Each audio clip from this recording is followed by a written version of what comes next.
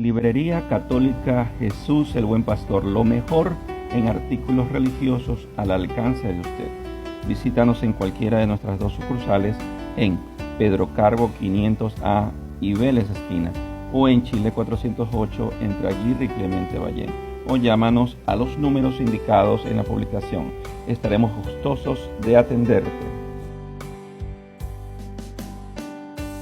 Psicóloga Mónica Martínez, especialista en atención clínica para niños, adolescentes y adultos. Te ofrece terapia psicológica para ansiedad, depresión, estrés crónico y trastornos de la conducta. Separa tu sesión al 0982-835-559. Te esperamos.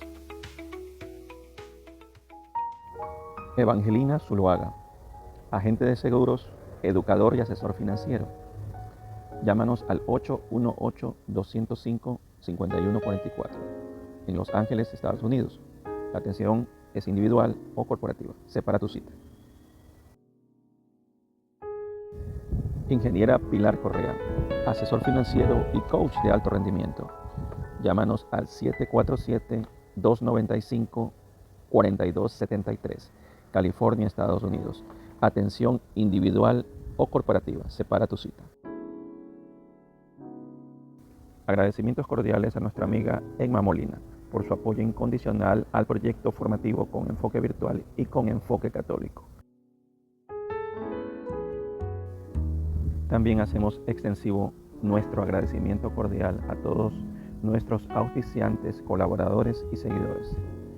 Librería Jesús el Buen Pastor, Luis Velezaca, Emma Molina, Pilar Correa, Mónica Martínez, Evangelina Zuluaga. Gracias a todos ustedes y a todos quienes siguen a nuestro canal.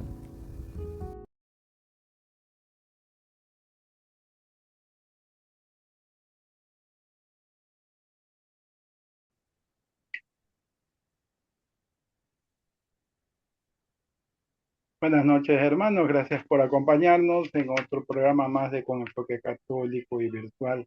Esta vez nos acompaña la doctora Amado Ibrahim con el tema de Persia versus Israel y las profecías del libro de Esther.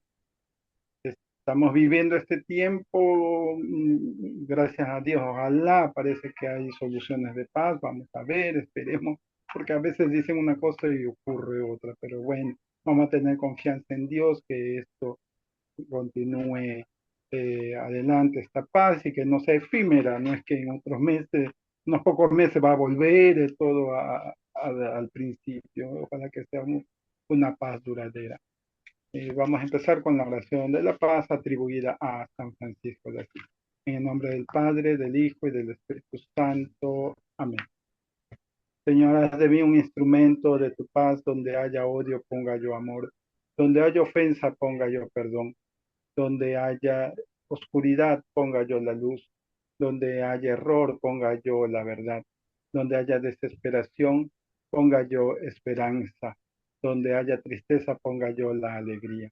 Oh divino Maestro, que no me empeñe tanto en ser consolado como en consolar, en ser comprendido como en comprender, en ser amado como en amar, porque dando se recibe, perdonándose es perdonado, y muriendo se resucita a la vida eterna por Jesucristo nuestro Señor. Amén. Y a nuestra Madre Santísima le ofrecemos esta noche y diciendo un Ave María. Dios te salve María, llena eres de gracia, el Señor es contigo. Bendita eres entre todas las mujeres y bendito el fruto de tu vientre, Jesús. Santa María, Madre de Dios, ruega por nosotros pecadores, ahora y en la hora de nuestra muerte. Amén. En nombre del Padre, del Hijo y del Espíritu Santo. Amén. Gracias, hermano amado. Adelante, la sala es suya y gracias otra vez por estar con nosotros. Bueno, bienvenidos a todos los hermanos que están aquí en vivo y muchas gracias por los encargados de Enfoque Católico, por considerarme por este tema tan importante, tan especial, que es la guerra entre Irán e Israel. Vamos a tomar este conflicto desde una perspectiva bíblica, porque es nuestro trabajo siempre regresar a la Biblia. Vamos a dar un vistazo a los pueblos de la Biblia y de allí vamos a tomar lecciones que podemos aplicar en los pueblos de hoy día, ¿no? Por eso es la Biblia es tan importante porque los pueblos de la Biblia son conectados al pueblo que vive hoy día. Eh, Hoy día sí, se declararon que habrá una tregua entre Israel y Irán. Personalmente, yo no creo que esa tregua va a durar más que unos días, porque, bueno, el Estado de Israel está muy decidido a terminar con la amenaza existencial que viene desde la República Islámica de Irán. Así que vamos a seguir las noticias, pero durante el seguimiento de las noticias vamos a tener un enfoque bíblico. ¿Qué nos dice la Biblia sobre este conflicto tan especial? Bueno, de ahí, la verdad, hoy día pues, yo les traigo una reflexión que, bueno, va a unir una historia, profecía y va a unir la Biblia con la política y también con la espiritualidad. Vamos a hablar del conflicto actual entre Irán y Israel, pero no desde las noticias, sino desde la Biblia, la geopolítica y desde la teología también. Bueno, ¿cuántas personas de nosotros sabíamos que la Biblia menciona a Persia, que hoy es Irán, como un actor clave en los últimos tiempos? ¿Y cuántas personas de nosotros saben que este conflicto ya estaba profetizado hace miles de años? Lo que estás por escuchar, bueno, sería una visión bíblica, geoteológica del presente. Y comencemos por el libro de Esther. El libro de Esther es uno de los libros más importantes de la Biblia hebrea y allí, en tiempos del imperio persa, un hombre llamado Hamán o Amán planea exterminar a todo el pueblo judío. Eso suena familiar, ¿no?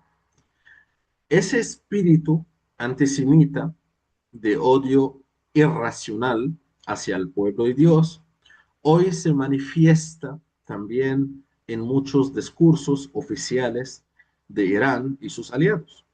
Pero Dios levantó a Esther, una mujer valiente que intercede y salva a su pueblo.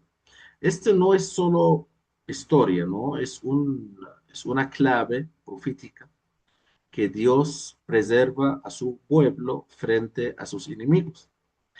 Y nosotros, como Esther, debemos interceder con fe y con firmeza. No solo el libro de Esther habla de esa profecía de la guerra entre Israel y Persia, la actual Irán, sino también el libro de Daniel. En el capítulo 10 del libro de Daniel aparece un detalle poderoso, que un ángel revela que fue retenido por el príncipe de Persia. No era un rey humano, era un ser espiritual maligno que influía sobre ese imperio. Esto nos enseña que los conflictos en la tierra tienen raíces espirituales. Detrás del conflicto Irán-Israel hay también una guerra invisible.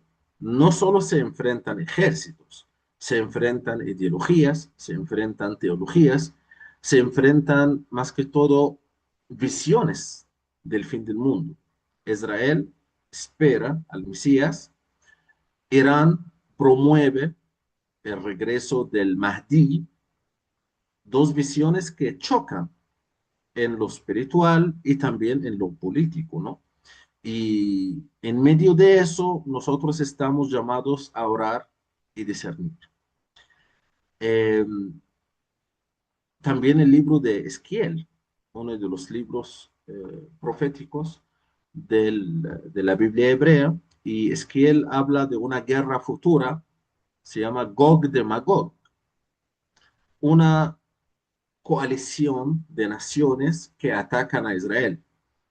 ¿Y quiénes están en esa coalición contra Israel? Entre ellos, Persia. Sí, la misma Persia que hoy se llama Irán. Entonces, hoy vemos alianzas entre Irán, Rusia, Turquía y grupos armados en Siria, Gaza, Líbano. ¿Coincidencia? ¿O cumplimiento parcial de la profecía? Entonces, la Biblia dice que cuando esa coalición ataca a Israel, Dios mismo intervendrá. No será solo una guerra política, sino será un acto teológico. El Señor juzgará a las naciones que se levantan contra su pueblo. Esa profecía está en el libro de Ezequiel. También en el libro de Isaías nos habla de Isaías y Ciro, pero no todo es juicio, también hay esperanza. En Isaías, Dios llama a Ciro. Ciro era rey de Persia, y Dios le llama a Ciro, el rey de Persia, mi ungido. Ciro fue un rey persa que liberó a Israel del exilio babilónico. Entonces, Dios puede usar incluso a los que hoy parecen enemigos. Y más aún, Isaías dice que un día las naciones vendrán a Jerusalén, no para destruirla, sino para adorar al Dios de Israel.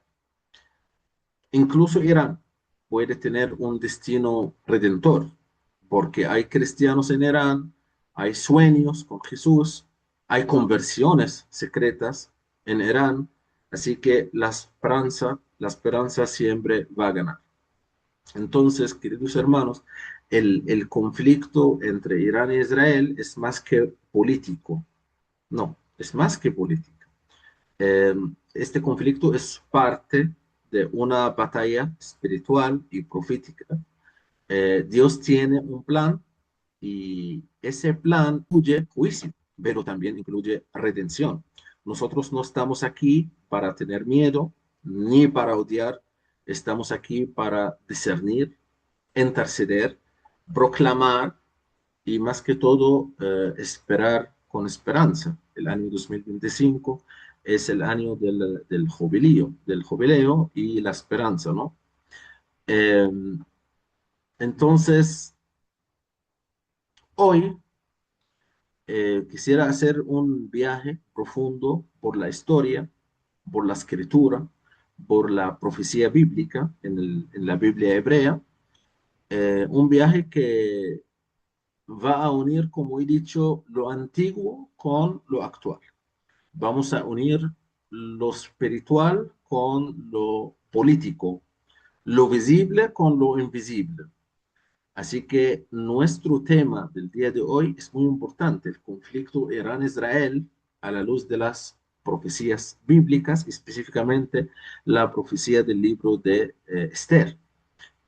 Cuando vemos las noticias, escuchamos hablar de tensiones entre la República Islámica de Irán e Israel, amenazas, misiles, alianzas militares, guerras en la sombra, pero lo que la mayoría del mundo no ve, lo que los titulares de las noticias no explican, es que esta confrontación tiene raíces que van mucho más allá de lo político.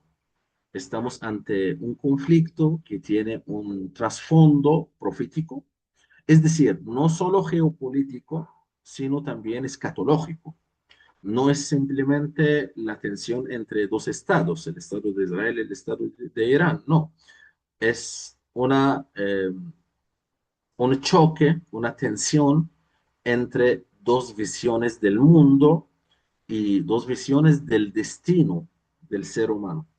La Biblia, que es nuestra fuente de la verdad revelada, contiene claves profundas para comprender este tipo de situaciones. Las escrituras mencionan claramente a Persia, que es el antiguo nombre de Irán, eh, y la relación conflictiva que este imperio ha tenido y tiene y posiblemente tendrá con el pueblo de Dios. Eh, vamos a hacer, vamos a recorrer, ¿ya?, cuatro grandes ejes para comprender este conflicto desde una mirada bíblica y desde una mirada profética, antes de nada espiritual. Estos ejes se basan en los libros sagrados que nos iluminan. El libro de Esther, principalmente, pero también el libro del profeta Daniel, el profeta Ezequiel y el libro del profeta Isaías. Cada uno de estos textos sagrados tiene una palabra para nosotros, porque la Biblia no es solo historia antigua. La Biblia es palabra viva, palabra eficaz, más constante que espada de dos filos. Es palabra profética para discernir los tiempos. Comenzamos directamente con el libro de Esther de manera más profunda. Y vamos a ver en el libro de Esther, vamos a ver la amenaza de Hamán y también vamos a ver el espíritu de la persecución. Eh, este libro, que es el libro de Esther, ambientado en el imperio persa, nos narra de, nos narra como una de las amenazas más graves que sufrió el pueblo judío en la antigüedad.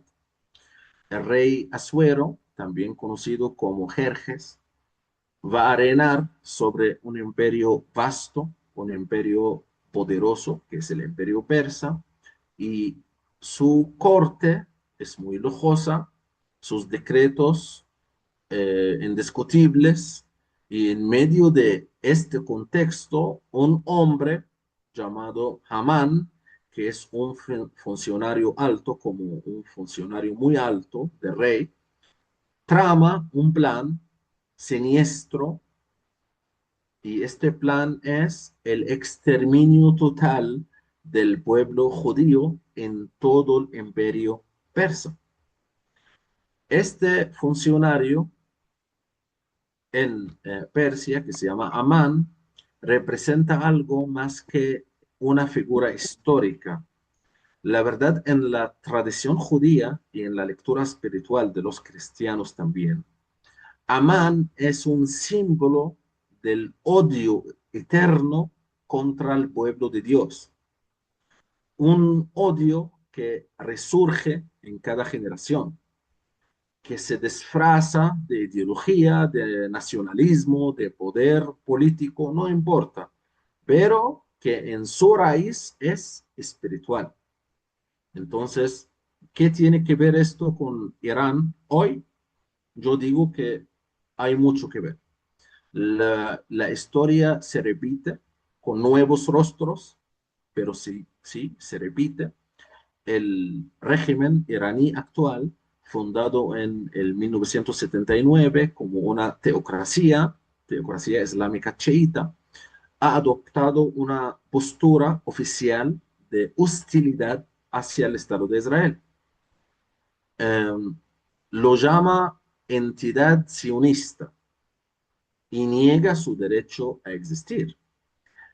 Esta retórica, aunque política, pero guarda una resonancia peligrosa con el espíritu de Amán.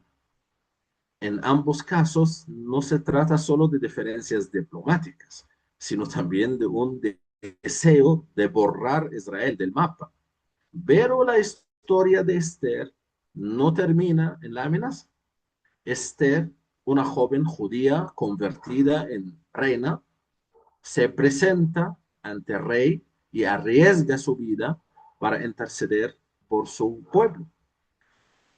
Es figura de la intercesión, Esther. Es una figura de la intercesión.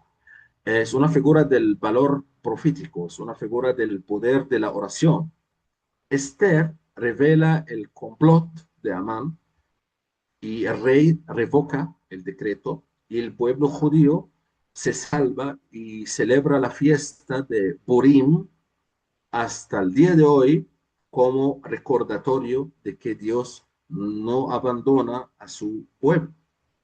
Este relato es una clave profética que aunque el enemigo se levante, Dios preserva a su pueblo. Aunque haya planes ocultos, el Señor revela, el Señor protege, el Señor actúa en la historia. Y hoy, cuando Irán lanza amenazas, misiles o apoya milicias, la lección de Esther es clara. No debemos temer, sino interceder. Debemos vigilar, debemos confiar en la providencia y también denunciar el mal. Es muy importante denunciar el mal. Una de las características que recibe el cristiano por el bautismo es ser profeta. El profeta anuncia y denuncia. Anuncia el reino de Dios y denuncia el mal.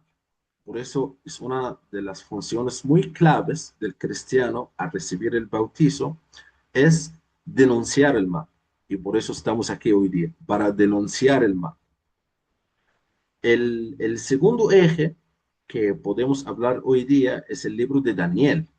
Y en el libro de Daniel vamos a encontrar luchas invisibles y potencias espirituales también.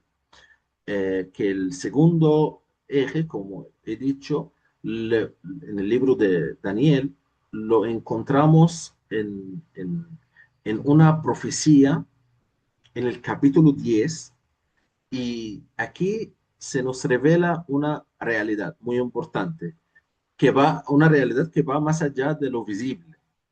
La realidad es la existencia de una guerra espiritual. Alguna, algunos de nosotros pensamos que la guerra espiritual no existe, pero el libro de Daniel y la profecía de Daniel nos confirma que la guerra espiritual es algo que sí existe. Daniel ora y ayuna por el pueblo de Dios y después de 21 días se le aparece un ángel que le explica que la respuesta fue enviada desde el primer día de los 21 días, pero la respuesta fue retenida por el príncipe del reino de Persia durante 20 días. Este príncipe de Persia no es un ser humano en la profecía de Daniel, es una potencia espiritual, un principado demoníaco que ejerce influencia sobre un imperio. Esto nos revela algo muy crucial, que cada nación o cada poder político tiene una dimensión espiritual que lo impulsa, poder espiritual que lo influye, poder espiritual que lo domina. Y en el caso de Persia había una fuerza opuesta a la voluntad de Dios. Y fue necesario que el arcángel Miguel luchara contra esa fuerza para que la respuesta llegara a Daniel. Hoy podemos preguntarnos, ¿cuál es el principado que opera en Irán? ¿Qué espíritu guía las acciones del régimen? Y cuando vemos un odio tan sistemático contra Israel, una ideología apocalíptica que desea destruir, entonces debemos sospechar que hay algo más que política. El profeta Daniel nos abre los ojos, que no luchamos contra carne ni sangre, sino contra potestades, contra huestes espirituales de maldad. Por eso, además del análisis político, debemos tener discernimiento espiritual. Irán como país tiene una historia muy rica, un pueblo noble, Y muchos cristianos secretos también están en Irán, porque la conversión no está permitida por el régimen islámico allá. Pero sí, hay muchos cristianos secretos allá. Pero el gobierno de Irán actual está bajo una, una fuerte influencia espiritual contraria a la voluntad de Dios, contraria al plan de Dios. Y del mismo modo, Israel tampoco está exento del juicio o corrección divina. Lo importante es discernir el momento profético. Es lo más importante siempre cuando vamos a estudiar la Biblia hebrea. El tercer eje que quiero hablar el día de hoy es la profecía del libro de Ezequiel, la profecía de Gog de Magog, o el rol de Persia. La verdad, este tercer eje es uno de los textos más citados en en la escatología de la Biblia hebrea. En Esquiel, en capítulos 30 Esquiel 38 y 39, podemos ver el profeta Esquiel describe una coalición de naciones que atacan a Israel en los últimos días. Y el líder de esta coalición se llama Gog. De un país, este Gog, que es el líder, es un país, es líder de un país que se llama Magog. Por eso la profecía se llama Gog de Magog. Gog es la persona o líder y Magog es el país. Y entre las naciones aliadas contra el pueblo de Dios se menciona explícitamente a Persia. Entonces, en Esquiel, capítulo 38, dice Persia, Cus. Cus es el actual Palestina, Fut, el actual Yemen, estarán con ellos, y todos ellos con escudo y yelmo. Esta alianza profética es inquietante. Persia, que es el actual Irán, junto con otras naciones del norte y del oriente, marcharán contra Israel. El contexto es escatológico, es decir, del fin de los tiempos. El objetivo de esta coalición no es solo destruir a Israel, sino desafiar el reinado de Dios en la historia. Pero el desenlace es claro, que Dios mismo interviene. Se produce un gran terremoto, se desatan juicios, fuego, confusión entre los enemigos. Israel no se salva por su fuerza, sino por la intervención directa del Señor. Y el propósito de esta victoria es uno solo, como dice en el libro y sabrán las naciones que yo soy el Señor. Entonces, es un anuncio a la existencia del Señor para los pueblos. Esta profecía es muy clave para entender los eventos actuales. Muchos estudiosos ven en las alianzas contemporáneas entre Irán, Rusia, Turquía y grupos armados en Siria, Líbano, Gaza, Yemen. Muchos estudiosos ven en esto un eco de la profecía de Gog de Magog. Bueno, no afirmamos fechas ni especulaciones, pero sí discernimos patrones, que es Persia. Persia vuelve a ocupar su lugar como enemigo escatológico de Israel, exactamente como está descrito en la Biblia hebrea.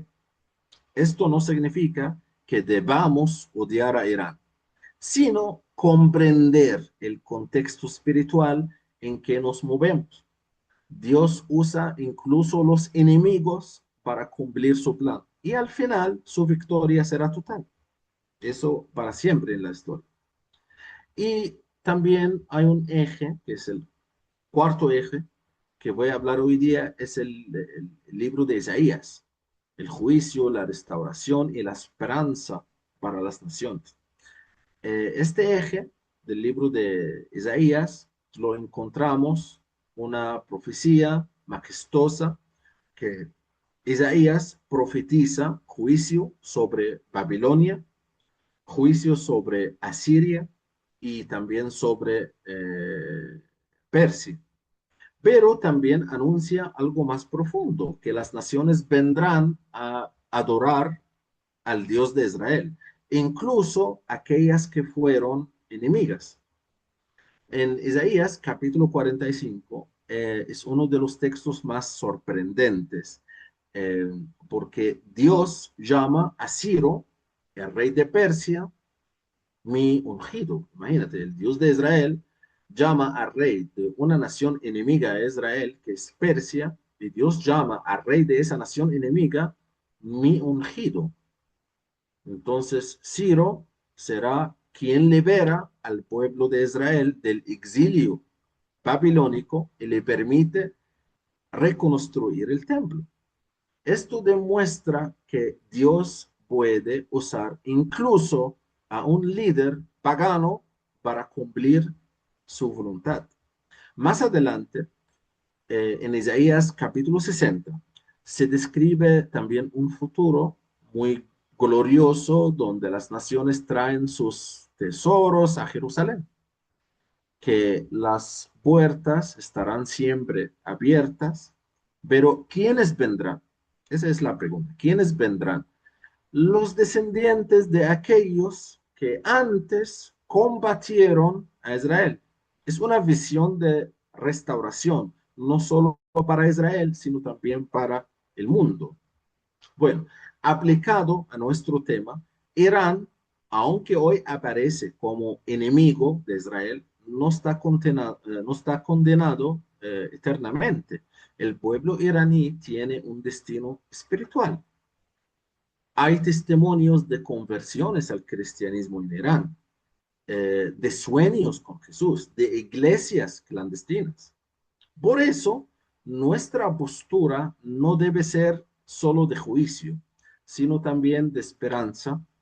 Debemos orar por Israel, pero también orar por Irán, que el mismo Dios que usó a Ciro toque el corazón de los líderes actuales y que el evangelio penetre incluso en los lugares más hostiles. Así que lo que hoy día vemos es una simple historia, pero una profecía extraordinaria, una teoría profética, pero no es una teoría de conspiración. En la Biblia, las escrituras es para discernir el tiempo presente y hacer un enlace entre los pueblos de la Biblia y los pueblos de hoy día.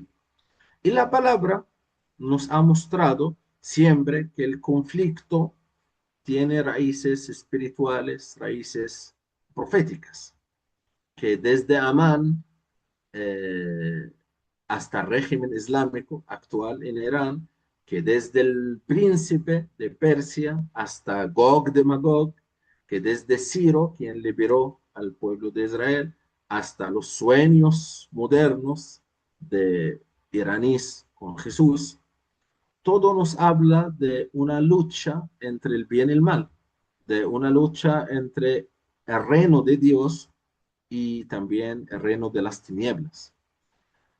Pero confiamos en Dios, confiamos que Dios es fiel, confiamos que Dios protege a su pueblo y que Él juzgará a las naciones. Eh, Nuestro papel como creyentes, bueno, no es solo observar la verdad, sino también orar. El poder de la oración es muy fuerte.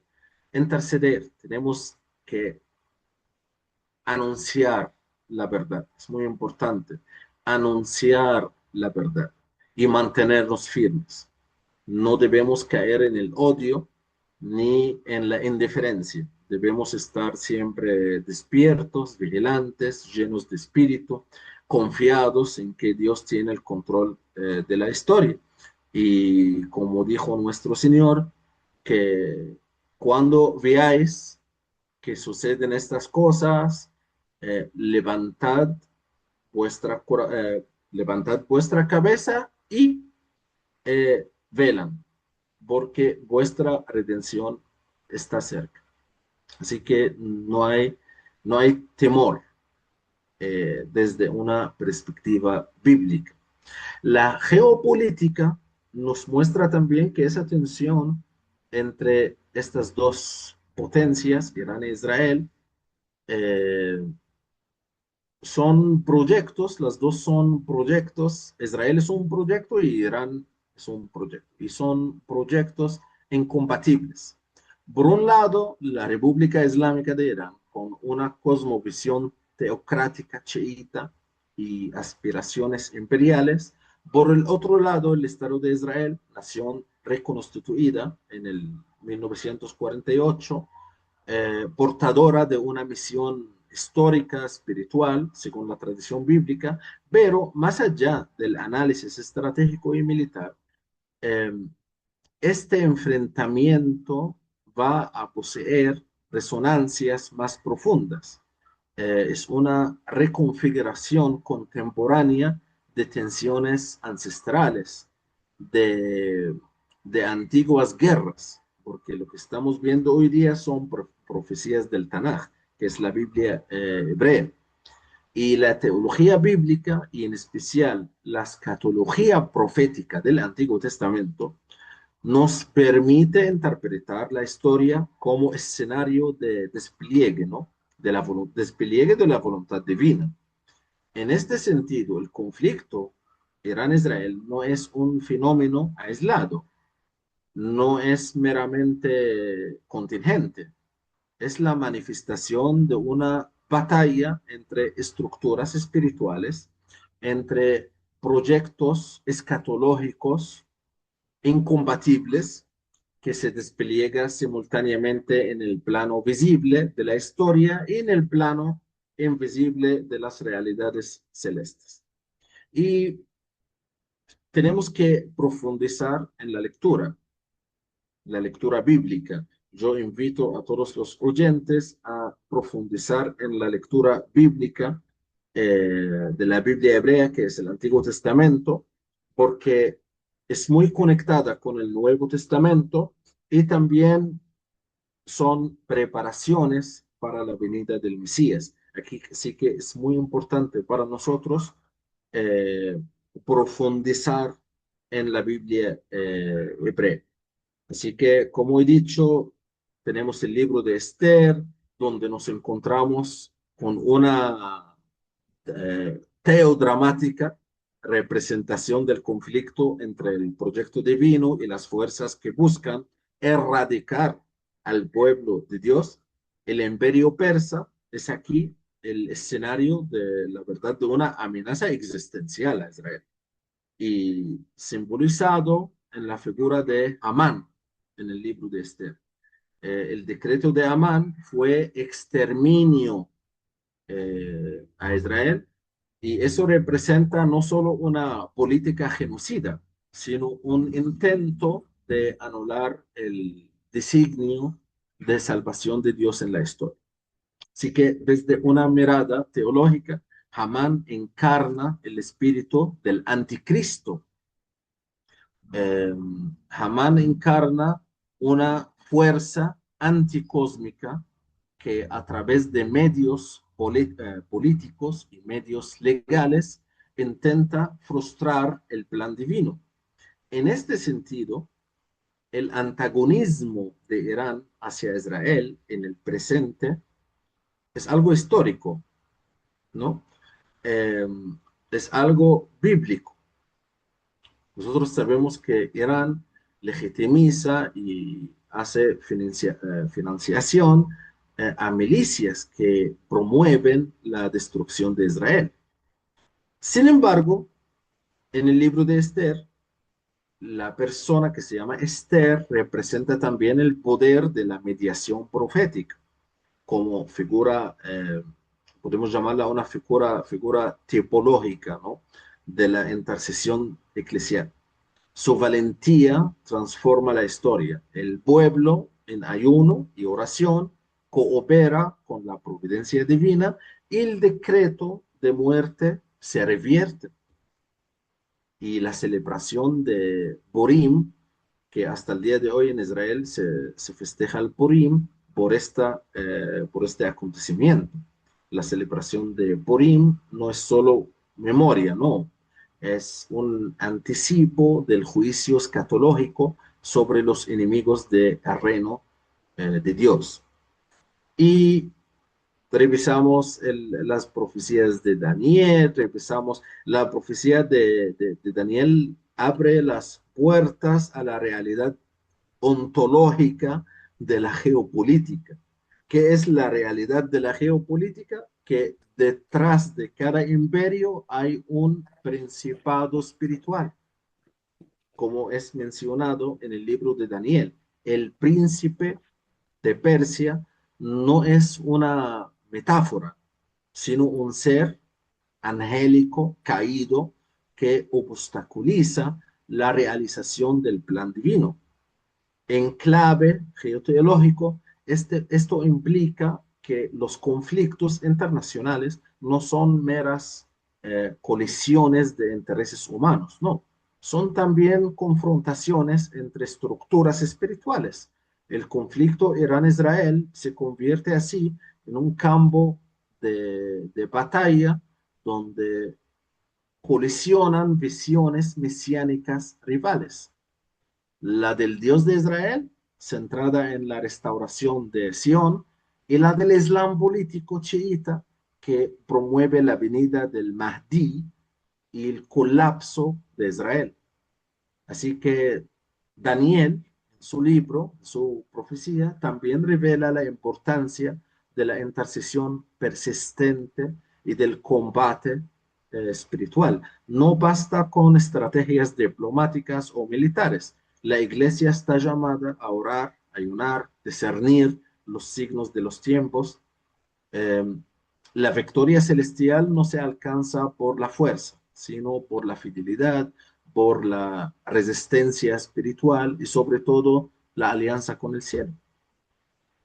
Y también hemos mencionado el libro de Esquiel, la profecía de Esquiel, que es el paradigma escatológico de Gog de Magog, que la profecía de Esquiel sobre Gog de Magog presenta una coalición internacional en los últimos días que intenta destruir a Israel, y Persia es mencionada explícitamente como parte de esa confederación.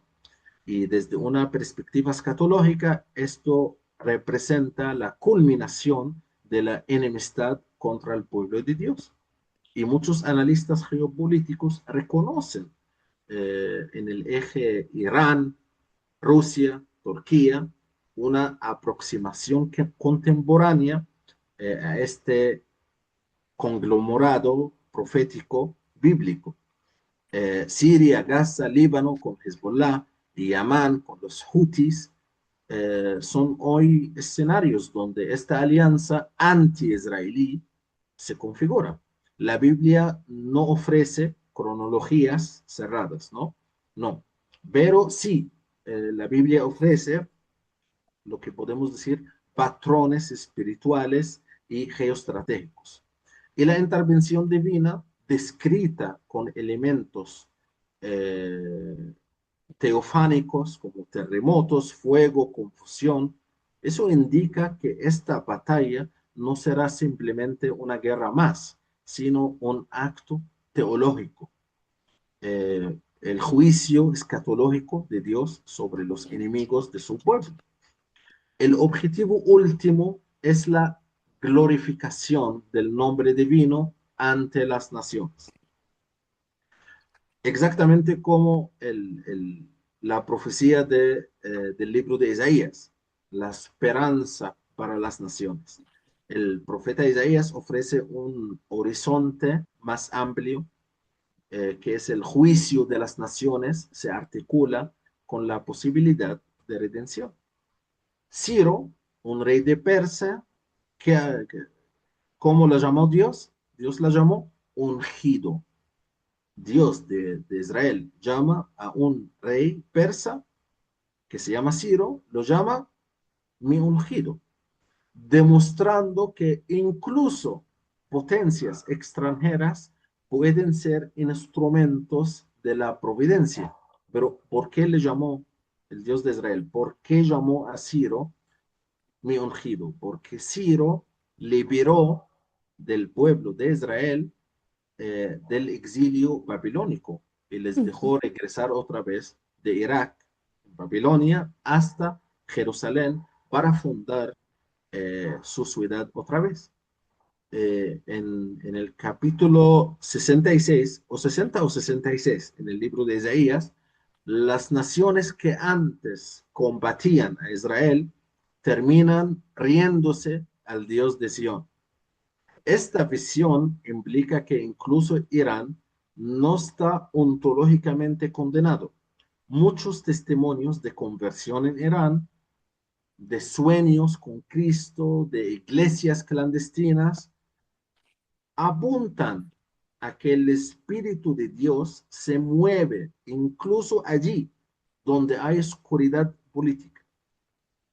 La teología del éxodo escatológico y del retorno mesiánico incluye la restauración de Israel y la incorporación de las naciones. No hay esperanza sin juicio, pero tampoco juicio sin posibilidad de gracia. Esta es la tensión que debemos proclamar, denunciar el mal, pero abrir caminos de redención para los pueblos.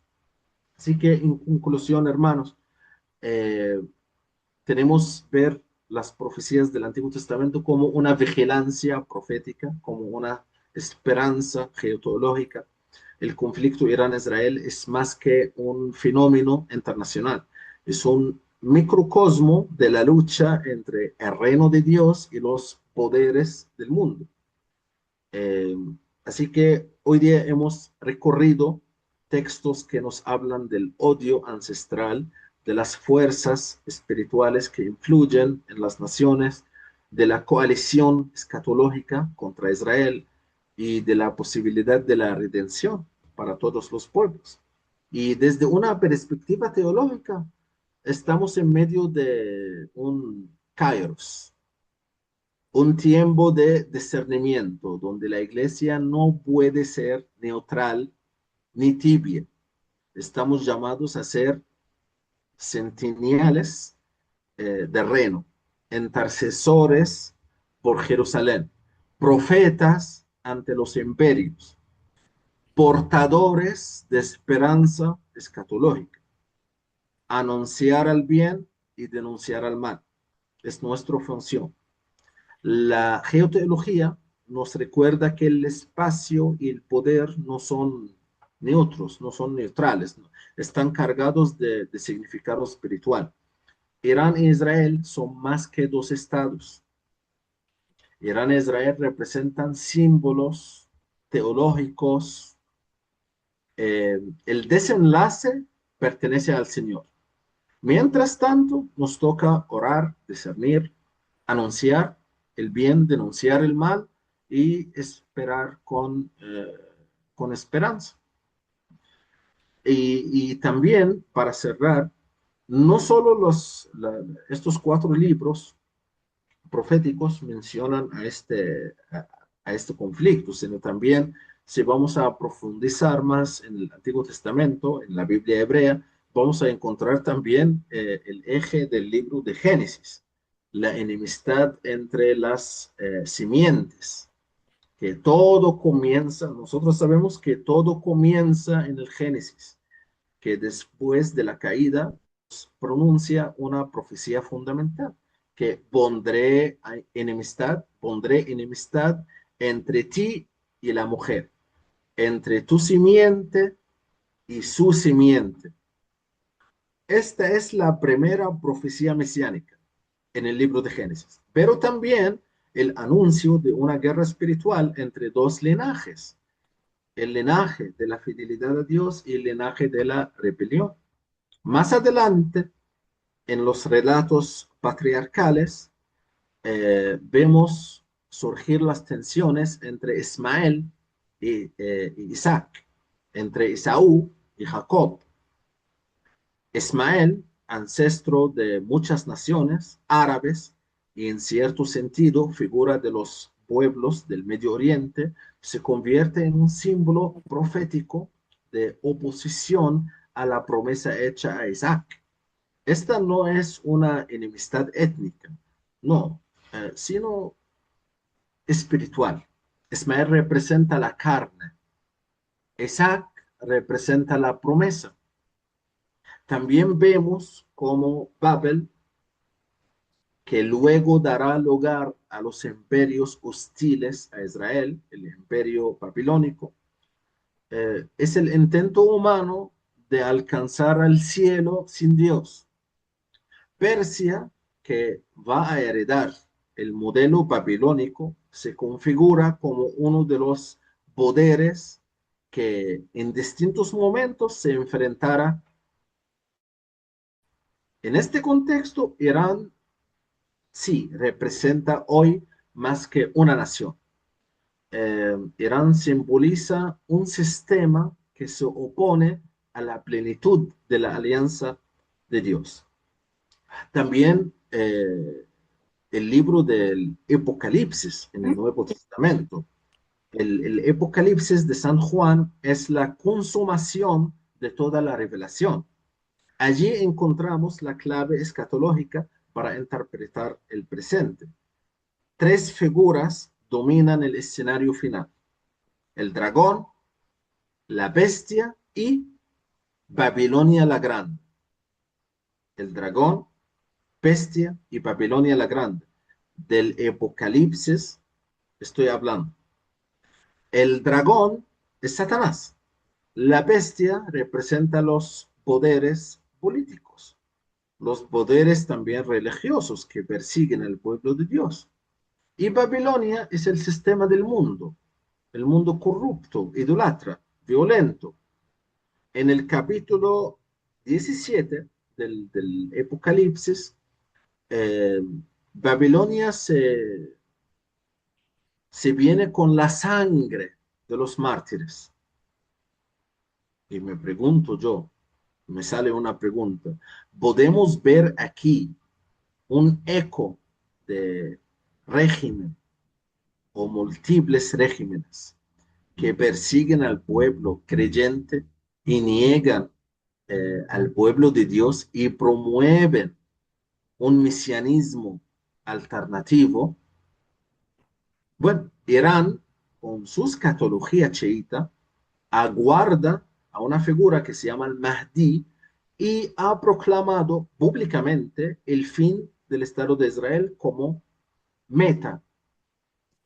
Bueno, no afirmamos que Irán sea literalmente Babilonia o la bestia, pero sí encarna aspectos de ese espíritu apocalíptico contrario al Cordero. De hecho, el Apocalipsis muestra que el conflicto final no será solo entre estados, sino entre el reino de Cristo y la confederación de poderes anticristianos. El enfrentamiento entre Irán e Israel es un eco de esta batalla. Israel, aunque secular, pero en su política representa el cumplimiento de una promesa escatológica, que es el retorno a la tierra, la restauración del pueblo y la existencia de Israel misma es un signo de los tiempos. Eh, Su defensa no es solamente algo geopolítico, es parte de un combate espiritual final. Así que en el Apocalipsis aparece una figura clave también, que es la mujer vestida del sol, coronada con 12 estrellas, que da a luz un hijo varón. Esta mujer representa a la vez al pueblo de Israel y a la iglesia. El dragón busca devorar al hijo y luego perseguir a la mujer. Esto representa la persecución sistemática al pueblo de Dios a lo largo de la historia. Irán, como sistema ideológico, ha promovido una visión del mundo que niega la elección de Israel, rechaza el evangelio, persigue a los cristianos iraníes conversos. Este tipo de hostilidad no es meramente político, es parte del drama cósmico que el Apocalipsis nos describe, el odio del dragón contra la descendencia de la mujer. Pero la profecía también muestra que Dios protege a la mujer, le da alas, refugio, sustento, así también hoy, en medio de amenazas, de guerra, de destrucción, Dios preserva a su pueblo y la historia está en sus manos, en las manos de Dios. El Apocalipsis no es un libro de miedo. Yo siempre veo al Apocalipsis como un canto de victoria. El Cordero vence y vas a encontrar como dice, el clímax del Apocalipsis es la manifestación gloriosa de Cristo, el juicio de las naciones, la nueva Jerusalén que desciende del cielo. Aquí vamos como la historia culmina en adoración, en justicia, en restauración. Las naciones que se levantaron contra Israel serán juzgadas, Babilonia caerá, el Mesías va a reinar con vara de hierro, pero también hay esperanza. Las naciones traerán su gloria a la ciudad santa. Esto incluye incluso a aquellos pueblos que hoy parecen enemigos. El libro del Apocalipsis es claro. Habrá un juicio, pero también una apertura. La ciudad celestial tiene puertas abiertas. Los reyes de la tierra, dice el texto del Apocalipsis, los reyes de la tierra entrarán con sus dones. Esto nos obliga a orar, no solo por la paz de Jerusalén, sino también por la conversión de los pueblos, que Irán, Persia, pueda un día entrar la Jerusalén celestial como nación redimida por el Cordero. El conflicto Irán-Israel no es un accidente histórico, es parte del drama bíblico que va desde el Génesis hasta el Apocalipsis. En el Edén se declaró la guerra espiritual. En la cruz se aseguró la victoria. En el Apocalipsis se ejecuta el juicio final. Israel representa la fidelidad de Dios a su promesa. Irán hoy representa la resistencia espiritual a la promesa de Dios, pero también representa la posibilidad de conversión como todo pueblo, ¿no? No debemos odiar, sino discernir. No debemos temer. Debemos orar, orar con poder. Y sobre todo debemos levantar la mirada porque el Cordero ya ha vencido. Eh, el cristiano, me repito, el cristiano desde el día del bautizo es un profeta que anuncia y denuncia. Anuncia el reino de Dios y denuncia el mal. Entonces, que el Espíritu Santo nos dé sabiduría, valentía, entendimiento, discernimiento para vivir este tiempo profético, porque como dice el Señor, he aquí, yo vengo pronto. Amén.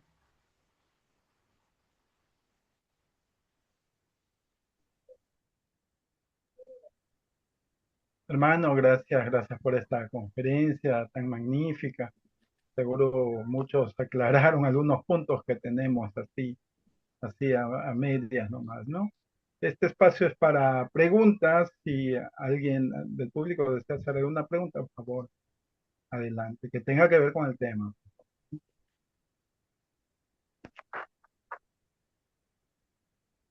Ah, buenas noches, pregunta, por favor. Sí, adelante, Paul. Sí, ¿qué diferencias hay entre el pueblo de Israel en la Biblia y el Estado de Israel actualmente? Gracias. Muy buena pregunta.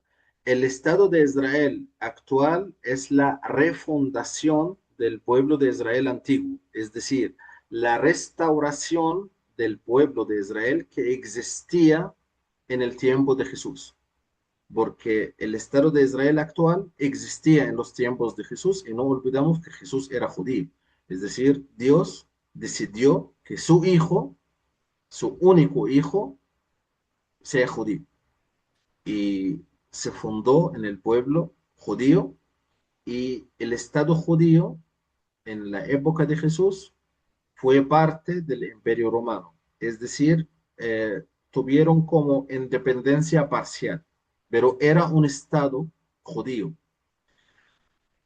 En el año 70, con la destrucción del Templo de Jerusalén, los romanos echaron fuera a todos los judíos fuera de su tierra. Y desde el año 70, desde la destrucción del templo hasta el año 1947, más o menos 1900 años, es decir, 19 siglos, el pueblo de Israel no podía formar su estado propio. Pero resulta que en el año 1947 pudieron restaurar su estado. Así que la respuesta directa a su pregunta es el mismo. El Estado de Israel que existía en los tiempos de Jesús es el mismo Estado de Israel que existía hoy día.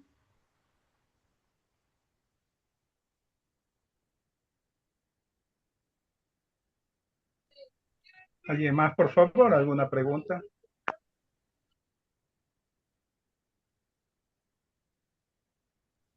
Muchas gracias, hermano Ibrahim, por Gracias. esta gran charla, despejar muchas dudas, también a todos los hermanos que han asistido esta noche. Bueno, yo tengo una inquietud, que, o sea, esta rivalidad que viene desde los inicios, desde la época de Abraham, este, ¿crees que en algún momento pueda ser restaurada, rota? Realmente a veces hay la confusión y he escuchado inclusive de algunos hermanos, bueno, aquí la culpa la tuvo Dios, otros dicen la culpa la tuvo Abraham, en fin, ¿no? Sí, pero La culpa de qué? De la promesa de la tierra. exacto, de la división de los hijos de Abraham y Sara, correcto. La división de los hijos de Ismael e Desde, Isaac. desde ahí, de Ismael y Isaac, desde ahí viene Sí. la división. Entonces, a tu modo de ver, ¿crees que esto fue un error que viene desde la época de Abraham, obviamente, pero que pudo haber sido restaurado desde ese momento? ¿O crees que en algún momento se va a restaurar ahora en futuro?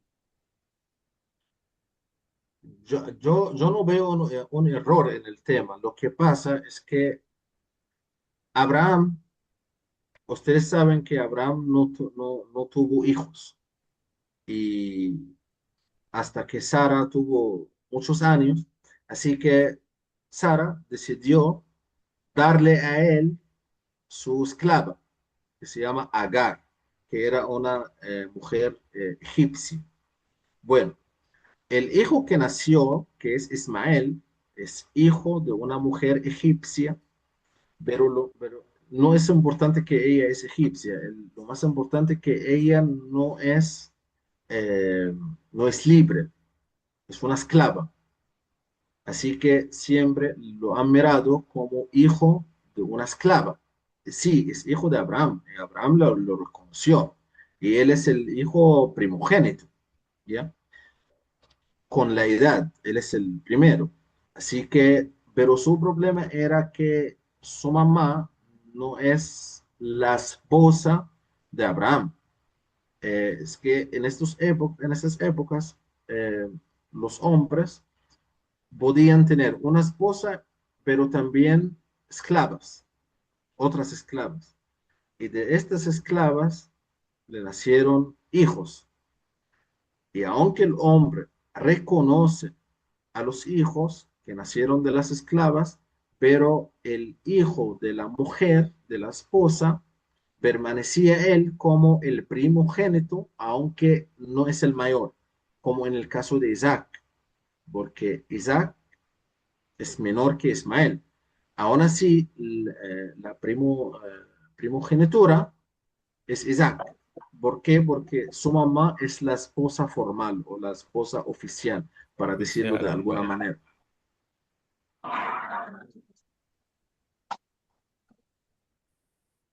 Gracias, hermano Ibrahim, gracias, muchas gracias.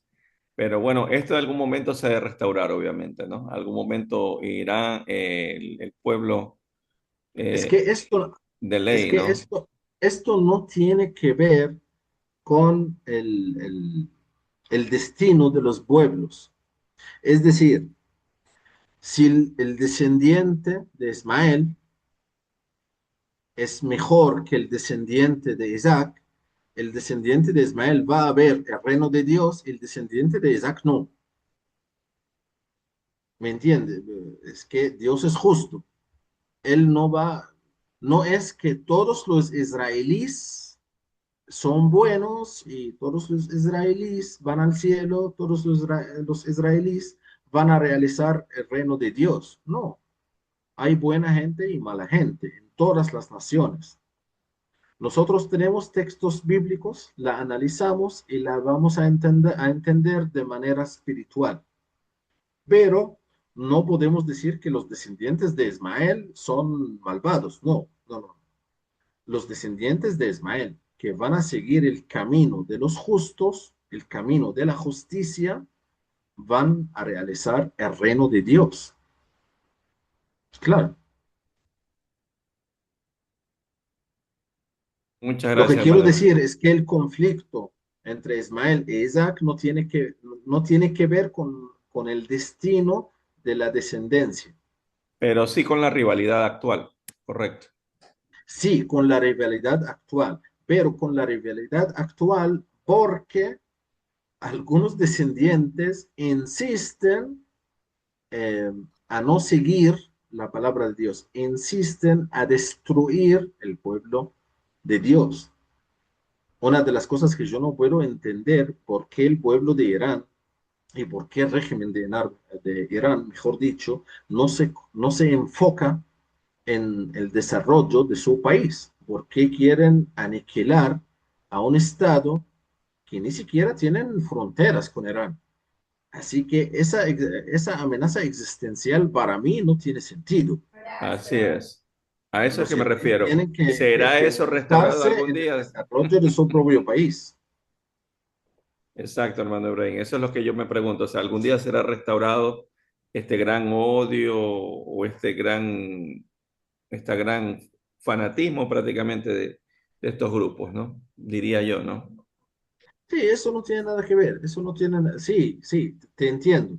Si viene en Irán un otro Ciro, que Dios llamó a Ciro mi ungido, a un rey pagano, iraní, persa.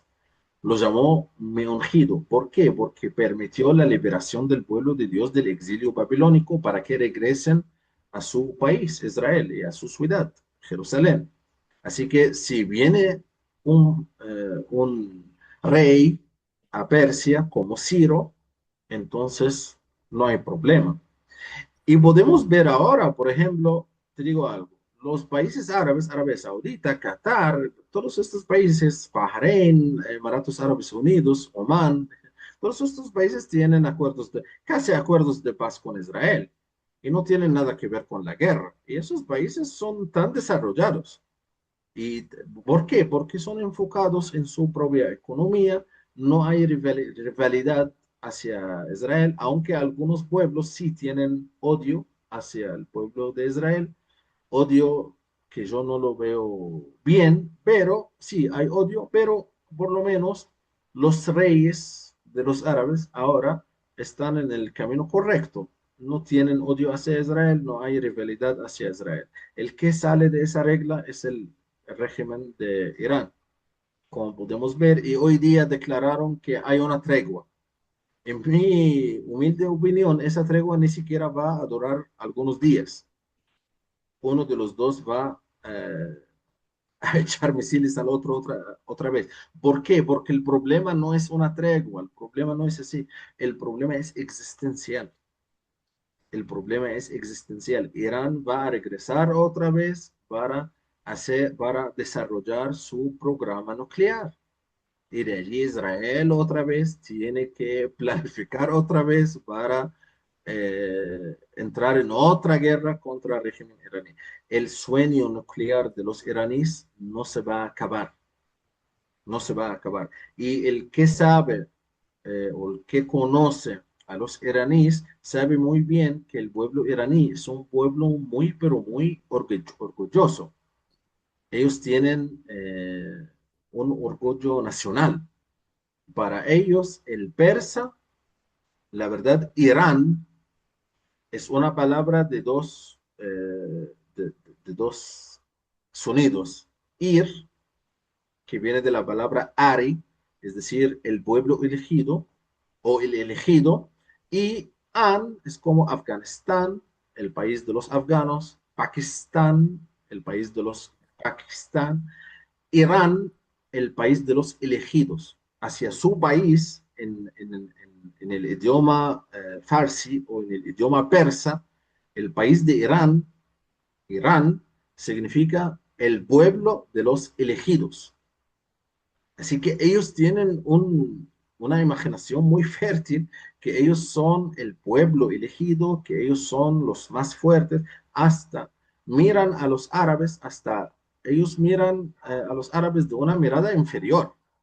Ellos miran a todo el mundo de una mirada inferior. El iraní, el persa, piensa de un altar. Él piensa que él está en un altar, su pueblo está en un altar. Así que el que conoce muy bien a los iraníes, que habló con ellos, yo tengo amigos iraníes y yo los conozco muy bien. Ellos son peor que los argentinos. Si quieres enviarle al infierno, entonces llévalo del altar y póngalo en la realidad. De allí lo vas a hacer llegar al infierno. Así que los iraníes no lo ves como, pobrecitos iraníes, no, no, no, ellos son muy, muy duros y tienen un orgullo nacional muy fuerte. Gracias, hermano Ibrahim. Una última pregunta. Quería también acotar antes, no sé si alguien más tiene otra pregunta. Quería saber sobre los grupos terroristas que están detrás de todo esto.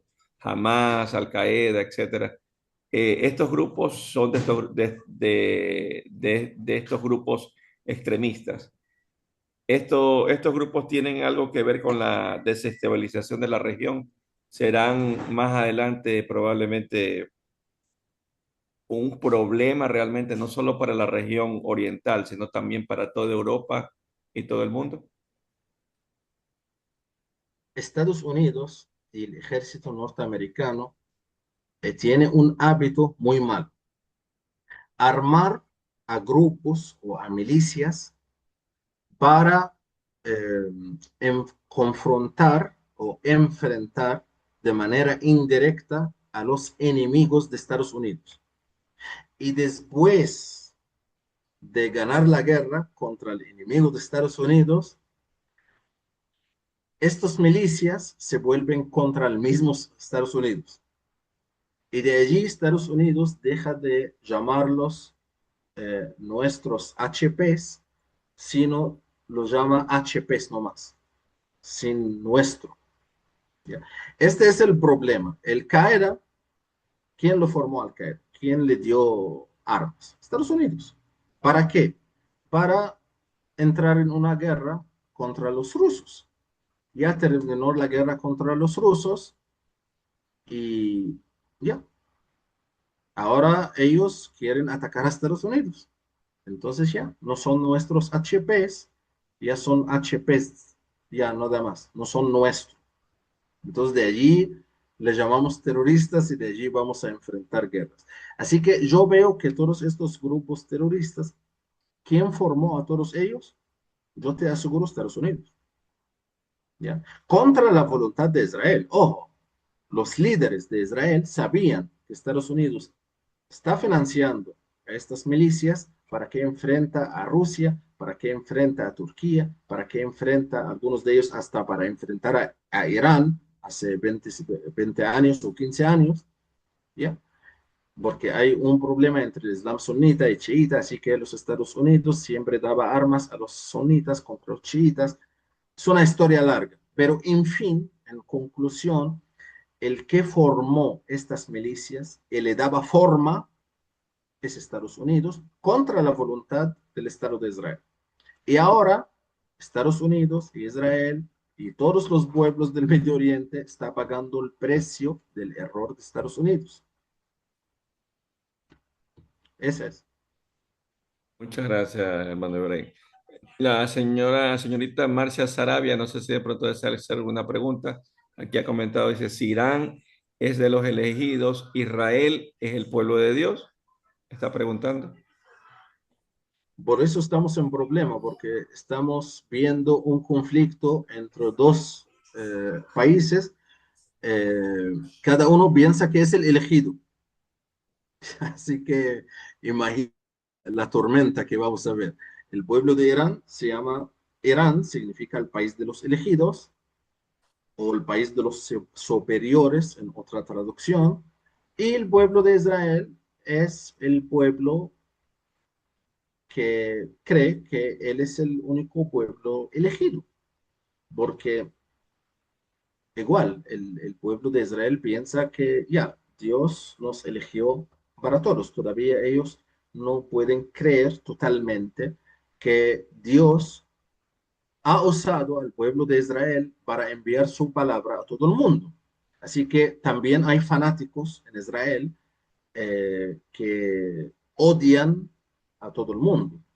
Por eso en la charla yo he dicho, ojo, no estamos aquí para juzgar, pero para que estemos al lado correcto de la historia, debemos estar al lado de Israel, no al lado de Irán, porque los israelíes son más cercanos a nosotros. Gracias, hermano Ibrahim. No sé si alguien más tiene alguna pregunta. Mano, una preguntita. Si usted dice que es una guerra espiritual, entonces tendrá solución en algún momento. Pero yo lo veo difícil si es espiritual y no tiene, no es de otro tipo. No sé qué le parece. Eh, ¿Tiene solución en qué sentido? Es que la solución final es la venida del Mesías. Esta O es la sea, solución final. la paz mundial. La paz mundial total va a ocurrir cuando viene el Mesías. Otro caso, no habrá paz, porque esa es la profecía bíblica. Esa es la profecía que todos sabemos, que a la venida del Mesías habrá paz mundial y todos los países, como está en el libro del Apocalipsis, que todas las naciones van a ir a Jerusalén y habrá paz para todo el mundo. Pero cuando gobierna la paz a la venida del Mesías. Hasta entonces no habrá paz mundial. Pero lo que puedo asegurar que nuestra situación ahora es mucho mejor que 100 años atrás. Es decir, en la Gran Guerra o la Primera Guerra Mundial, como la llaman, la situación era peor y los pueblos no tenían ni siquiera para comer, no había comunicaciones, había malentendimientos, no había información, no había nada, había solo matanza nomás. Así que en cada siglo que pasa, sí, Dios nos ayuda para que tengamos mejor vida, para que los pueblos se mejoran. 100 años atrás, los pueblos de África, casi la mitad de los jóvenes de África morirían de enfermedades de infección.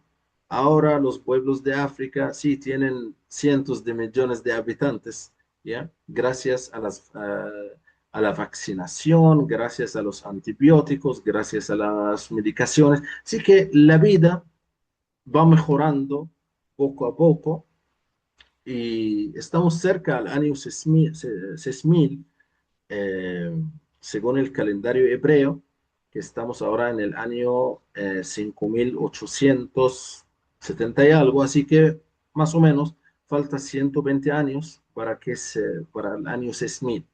Lo que pasa es que en el pensamiento judío, cada 1000 años representan un día, porque hay un versículo de la Biblia que dice que un día para Dios es como 1000 años que nosotros contamos. Y después de 6000 años, entonces ya pasaron 6 días, y de allí viene el Shabbat, o el sábado, y eso va a indicar la llegada del Mesías. Así que según el calendario hebreo, es muy cerca la llegada del Mesías, porque ya mismo llegamos al año 6000, después de 120 años no más. Bueno, esas son profecías numéricas también de la Biblia hebrea o del Nuevo Testamento. Pero la respuesta directa a su pregunta, la respuesta bíblica sería no. No habrá paz total, no. ¿Por qué? Porque todavía el Mesías no está. Y hasta, fíjate que hay muchos rabinos y muchos teólogos cristianos y teólogos católicos que hablan de algo que se llama la era mesiánica, que no necesariamente que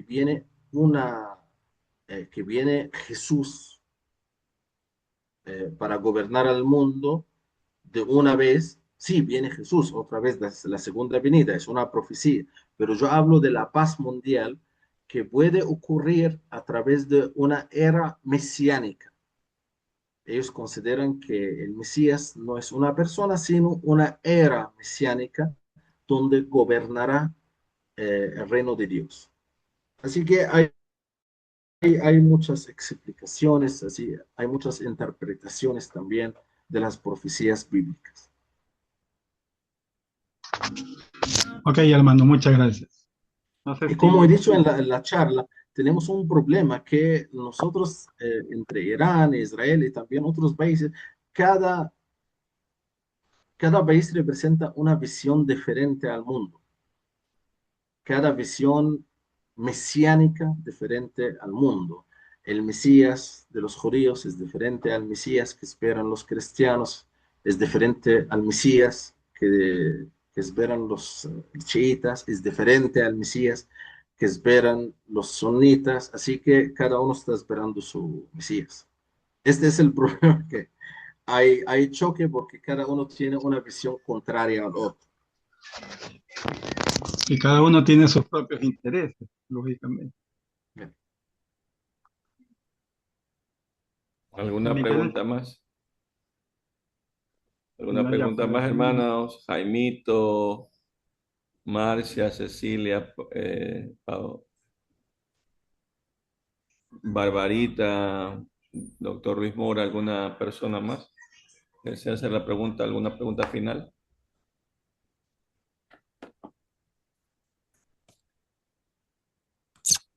Bien, entonces agradecemos al hermano Amado por esta excelente conferencia, por ayudarnos, por estar siempre con nosotros y poniendo este aporte tan, tan grande y tan importante para todos. Le dejo con su despedida, hermano, sus palabras finales.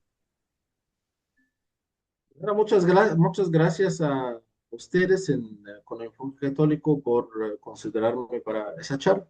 Así que muchas gracias a ustedes y saludos y bendiciones para todos los oyentes que están aquí en vivo y los que nos van a ver después. El hermano tiene un canal, el Eclesiastés, ¿no? Hermano, invite para que Sí, vas a En encontrar que si estés está en el YouTube. el Eclesiastés se llama, ¿no? Sí, Eclesiastés. Ok, y la charla, esta la van a ver elevada en @ con enfoque virtual en YouTube. listo, entonces les agradecemos a todos por participar. Les invitamos, Dios mediante, el próximo lunes, otro programa con enfoque católico. Nos acompañará el padre Ángel Betancourt desde Tijuana, México, con el tema de puntos claves de la Rerum Novarum, un tema muy importante y muy que podemos todos analizar del Papa León XIII, ¿sí? Entonces, les esperamos Dios mediante 9 de la noche, hora de Ecuador, el próximo lunes. Muchas bendiciones a todos. Gracias, hermano, y gracias por acompañarnos siempre.